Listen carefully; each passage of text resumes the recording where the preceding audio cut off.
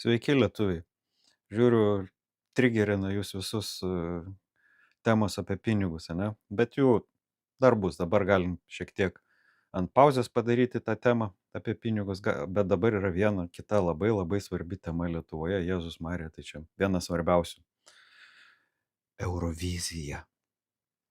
Na, kaip manote, kas laimės pirmasis 5 vietas? Vat mano bus punktai čia, kas laimės. Pirmą vietą. Ne Lietuva. Antrą vietą. Ne Lietuva. Trečia vieta. Taip pat ne Lietuva.